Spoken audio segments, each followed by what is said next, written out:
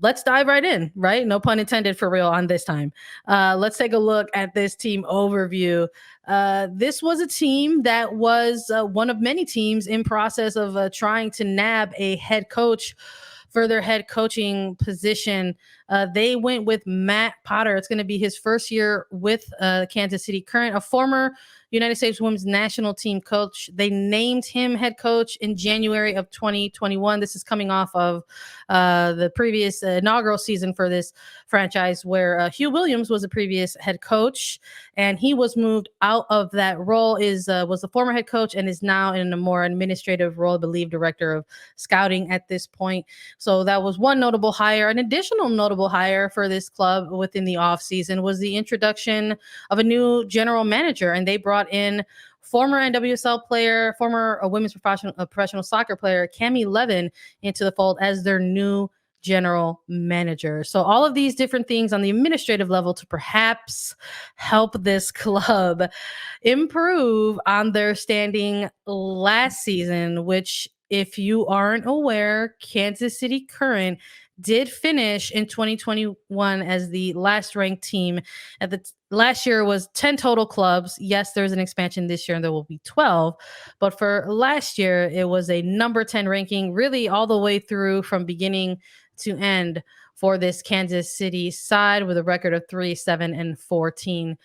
In light of that, though, we did have an episode in early December where we did a way too early power rankings podcast for attacking third. And we were impressed with some of the moves that were already happening early in the offseason for this Kansas City side. And because of that, with a combination of their efforts towards the latter stages of the regular season in 2021, we were ambitious with it. And we put this team in a playoff position and said we would have them as number 5. So it was an interesting offseason to say the least, Lisa. But I think as we go through this preview, we might list a number of reasons as we go through the personnel as to why we might be sticking with this ambitious pick. I don't think 5 is that even that ambitious, right? I mean, it's just over halfway. We are adding 2 teams into the fold this year, so going from 10 teams to 12, and Kansas City was the expansion side last year. I mean, we need to remember that. They were playing on a makeshift soccer field at their home stadium. They didn't have a lot of facilities. And I think that the ownership and the front office personnel that has had the changes throughout this offseason are making it a serious mission to have Kansas City be a very serious contender in the NWSL. And that's starting with playing their games at Children's Mercy Park in Kansas City. I mean, that's where Sporting Kansas City plays their games. It's a beautiful facility. They're building new facilities, building the first ever all-female soccer specific stadium right along the river in Kansas City, right along the river with the Current in Kansas City. So there's just a lot of off the field movements that are happening with this team that I think are helping progress them through. And Kansas City is a team in the Midwest, right? The heartbeat of the country. It's a great location for a new soccer club. It's a great soccer city. But now, being in its second year with the expansion draft happening for San Diego and Angel City in the offseason, Kansas City was exempt from that, which is huge. And that maybe played directly into their advantage that they had in this offseason, because they weren't looking to make changes to protect themselves like every other club in the NWSL was. Instead, they were just looking to strengthen their roster and to grow. So we put them at 5 in early December. Now it's mid-February and preseason has started, and we're looking at the roster ahead. I think our projections for 22 might change a little bit, but we'll get into it because there were just so many offseason changes that happened from the front office to players on the pitch for Kansas City. I love that for Kansas City. The way they sort of closed out their 2021 versus how they started it, I think are 2 different like sides of the spectrum in terms of, it doesn't matter how you start, it's how you're finished. But when you're looking at that number 10 rating, it's like, was there actual improvement, throughout the season if you just stood maybe in the standings in the same level? And I think for watching the soccer and watching things happening on the pitch, I think we started to see a little bit of difference, right? For the personnel on the pitch. And to sort of see all this be reflected during that time, alongside a lot of other different announcements, right? They unveiled their official rebrand. They announced their official name, which was the Current. They're Kansas City Current now. They put out the official crest, right? Their inaugural season was all just temporary, keeping the same color scheme, but in terms of the badge and everything else, that is now in the past. And then alongside of that, just like you said, Lisa, mentioning the new stadium, that they're going to be playing their home games in Children's Mercy Park, with the home of MLS side Kansas City Sporting KC. But even within that announcement saying, hey, we have plans to build an NWSL specific stadium, right? So there's all these things that are happening off the pitch, right? That we're going to be looking into and maybe wondering about throughout the duration of 2022. But let's maybe center in on the personnel, right? Let's talk a little bit about roster. Let's talk a little bit about player movement in terms of breakout roster signings for this team. I mean, this franchise probably made the biggest splash, right? Oh my God, I keep doing that with the water punch. Jeez, I'm so sorry, everybody. I'm really not trying to go there, but they did. They really kind of just busted the gates open there in terms of the offseason signings, because their first one that they announced was the introduction of Sam Mewis to the club via North Carolina Courage. It's okay. You can keep laughing. It's funny. All of the water punch. They're just coming out. It's like you just can't help it. I can't wait till we start doing these for for San Diego Wave. This is just proof that we record these live, because I'm stifling laughter. No. There's absolutely no. You're getting us in the purest way that you can, honestly.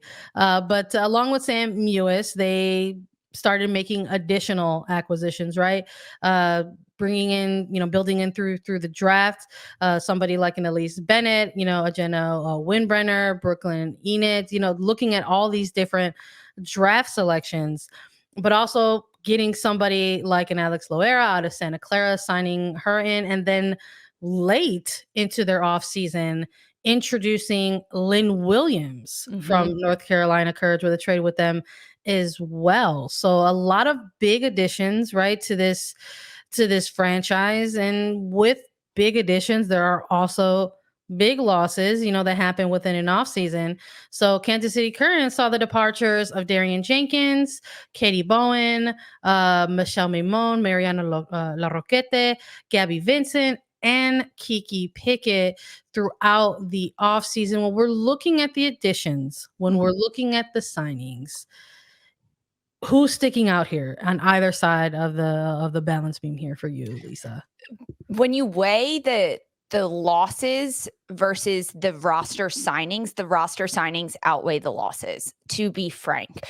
Kansas City made it its mission to go and get big players, essentially heavy hitters in each of the phases of the field. They got AD Franch from Portland in the middle of the 2021 season, goalkeeper, U.S. Women's National Team caliber. She's a superstar, knows how to win, and a veteran in the league.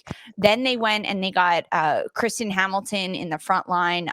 They also then this offseason went getting Sam Mewis in the midfield and getting Lynn Williams up top. They are two huge grabs for Kansas City. And personally, I think Sam Mewis is the bigger one if I'm just looking at Lynn Williams and Sam Mewis, because Sam Mewis as a midfielder, as the engine that runs the United States women's national team. She wears the number 10 jersey now. She is the creative midfielder. She is the lock. She can play a higher up midfielder position, play those slip passes through to the forward. She can also play the defensive 6 midfielder position. We've seen her slide into that role if she needs to be a big defensive block in the middle of the field. She can organize. She can lead with her voice. She can just do so many things.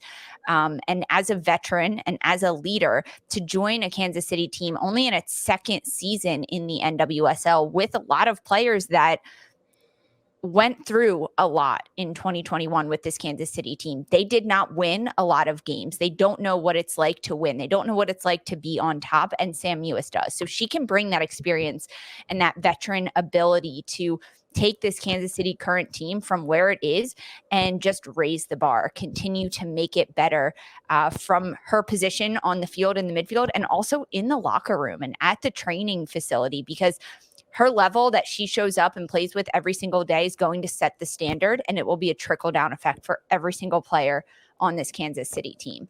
When you look at some of the losses they have, I know we talked a little bit about this off air. I'm like sad that they lost Kiki Pickett, because I think as a defender, she could have done a lot with this Kansas City team and really stepped into that role and developed as a young player in this league. But Darian Jenkins going to Orlando, that's another player that is going to do really well at Orlando. But these losses, as even though there are a number of them, the wins and the roster signings are just so much bigger, having now Sam Mewis and Lynn Williams. I mean, even the relationship between those two, right? Like, they've played together at North Carolina for years. Yeah. They play on the national team together, and they're staying together in club. Heck, they even have a podcast together. Like, their relationship is just phenomenal between that, and that will translate with the soccer ball. Yeah, I'm with you on that 100%. I think it's absolutely fair that you also highlighted the fact that there were changes that were happening for this club mid-season, bringing those players like French or Hamilton and Mace, and those are just more players that people like Lynn Williams and Sam Mewis are familiar with playing at a certain level, even if it is with somebody like a French at the national team level, or somebody like a Hamilton and a Mace where they were playing with at a club level. So I'm in agreement that the acquisitions, the additions are going to be the things that outweigh those losses, actually, when it comes to sort of looking at this, because despite maybe losing NWSL experience and somebody like Katie Bowen or Darian Jenkins, or losing even youth prospects, right? Young prospects in a Kiki Pickett, there was still a combination of those things that were addressed, in the drafts, or signing somebody directly like an Alex Loera from Santa Clara. So I'm in agreement with you 100% that I think that the additions are absolutely like outweighing the losses ahead of the 2022 season. In